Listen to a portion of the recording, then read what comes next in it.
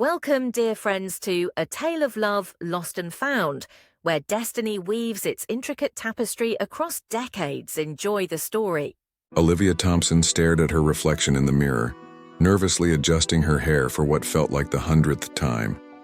She couldn't believe she had let Jessica, her best friend since middle school, talk her into going out tonight. Olivia wasn't the type to hit the club scene, much less spend hours worrying about her appearance. At 19, her comfort zone was buried in textbooks and quiet study sessions, not loud music and neon lights. "Liv, come on. You look like you're going to a funeral, not a club." Jessica's voice floated into the bathroom, sounding both impatient and amused. Olivia tugged at the hem of her modest black dress, feeling completely out of place. It was the closest thing she had to a party dress, but it still felt too formal, too simple. She sighed and stepped out of the bathroom to face Jessica, who was dressed in a fiery red outfit that left little to the imagination. Jessica let out an exaggerated groan, throwing her hands up in mock horror. "Oh, honey, no. This is not happening," Jessica said, circling Olivia like a stylist inspecting a client. "What's wrong with it?" Olivia asked defensively, crossing her arms. "It's appropriate for a night out." "That's exactly the problem. We're going to the hottest club in town, not a church social. You need something with a bit more spice." Jessica dove back into Olivia's closet, tossing clothes over her shoulder as she searched for something more suitable. Olivia blushed at the idea of wearing something spicy. She'd always been more comfortable dressing modestly, and the thought of standing out, of drawing attention, made her feel uneasy. "Jess, you know this isn't my thing. Besides, I've got an exam next week. I really shouldn't be going out." Jessica paused in her search, turning to face her friend with an exaggerated look of disappointment. "Liv, you're 19. You're supposed to be out there having fun, making memories, meeting cute guys. You can't spend your entire life locked up in your room with your nose buried in a book." Olivia sighed, knowing that once Jessica set her mind to something, there was no arguing with her. Jessica finally emerged from the depths of the closet, holding up a silky blue top that Olivia had completely forgotten she owned. "Aha, this is perfect. Pair it with those skinny jeans I got you for your birthday and you'll be set." Olivia hesitated for a moment before giving in. "Fine, I'll wear the top, but I'm not changing my hair or makeup." Jessica grinned in triumph. "Baby steps, Liv, baby steps. We'll make a party girl out of you yet." As Olivia reluctantly changed, she couldn't shake the feeling that tonight was going to be different. Something about the air felt charged with possibility, as though fate had something in store for her that she couldn't yet understand. The bass of the music vibrated through Olivia's body as they entered Club Fahrenheit, one of the trendiest spots in town. The lights flashed in time with the pulsing beat, and the dance floor was packed with people swaying to the rhythm. Olivia felt out of place almost instantly, sticking to the edges of the club, while Jessica seamlessly slipped into the throng of dancers. Olivia found a quiet corner near the bar and ordered a virgin mojito, sipping it slowly as she watched Jessica work her magic on the dance floor. It was always like this. Jessica, with her magnetic personality, easily drew people to her, while Olivia preferred to observe from the sidelines. As much as she loved her friend, she couldn't help but feel like an outsider in these situations. Just as she was contemplating making her escape, a smooth voice cut through the noise. "Not much for dancing, are you?" Startled, Olivia looked up to see a tall, dark-haired man standing in front of her. He was easily the most attractive man she had ever seen in real life. His piercing blue eyes seemed to see right through her, and his smile was warm and genuine. He didn't look like he belonged in a small-town club. Everything about him, his clothes, his posture, his aura, spoke of sophistication. Not really," Olivia stammered, her cheeks flushing slightly. The man's smile widened, and he gestured to the empty seat beside her. "Mind if I join you? I'm Ethan, by the way." "Olivia," she managed, offering him a small smile. "And sure, go ahead."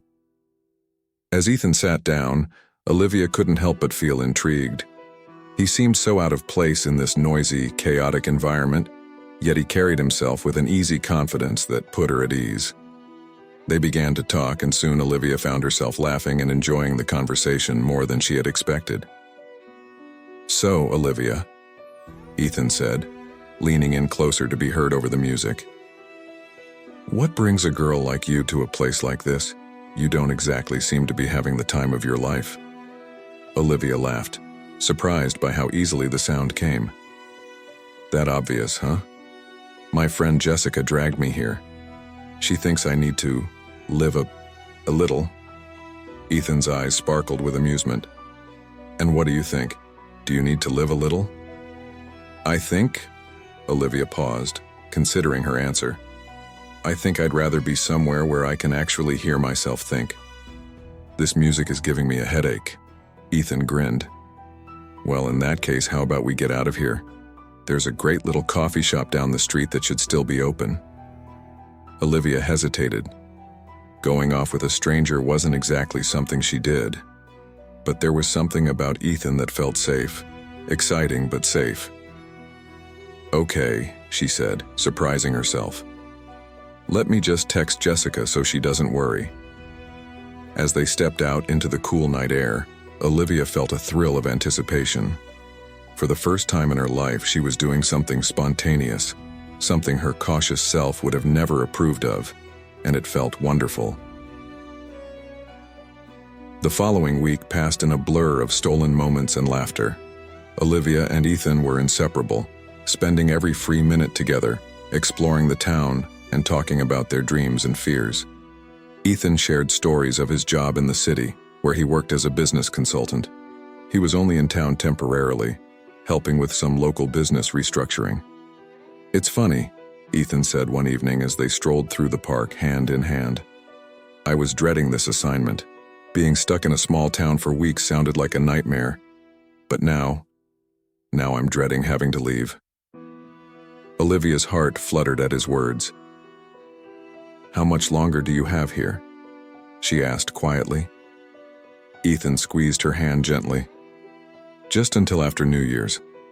Then it's back to the real world, I'm afraid." The knowledge that their time was limited only made each moment feel more precious. They spent New Year's Eve together, watching the town's fireworks and holding each other close. As the countdown to midnight began, Ethan pulled Olivia into his arms. "I know we haven't known each other long," he murmured, his breath warm against her ear. "But it feels like I've been waiting my whole life to meet you." As the clock struck midnight, their lips met in a soft, tender kiss. It was a moment Olivia would remember for the rest of her life, one filled with hope and the promise of something more. But as the new year dawned, everything changed. 2 days passed without a word from Ethan. Olivia's phone remained silent, and her heart grew heavy with worry. Where was he? Why hadn't he called? She tried to rationalize it. Maybe he was busy with work, maybe something had come up. But deep down, a gnawing fear began to take root. By the third day, Olivia couldn't take it anymore. She called Jessica, hoping for some comfort. "Liv, you've barely come up for air since New Year's Eve?" Jessica teased. "Still hanging out with that guy from the club?" "No," Olivia said, her voice shaking slightly. "I haven't seen him in a few days. He's not answering my calls or texts." There was a pause on the other end of the line, and when Jessica spoke again, her voice was gentle. "Oh, honey, I'm coming over. We need to talk." 20 minutes later, Olivia found herself pouring out the whole story to Jessica over a pint of ice cream. "And now he's just gone," Olivia finished, wiping away tears. "I don't understand. Everything was so perfect." Jessica patted Olivia's hand, sympathy written all over her face. "Liv, I hate to say this, but are you sure he didn't just leave? Go back to the city without telling you?" "No," Olivia said, shaking her head. "He wouldn't do that. What we had, it was real. He wouldn't just disappear." Jessica sighed. "I hope you're right, sweetie. But just in case, I think we need to get you out of this house. Show the world, and Ethan, if he's out there, that you're not sitting around pining for him." Olivia wanted to protest. but a small part of her knew Jessica was right. She couldn't spend the rest of her life waiting by the phone. "Okay," she said finally, "let's do it."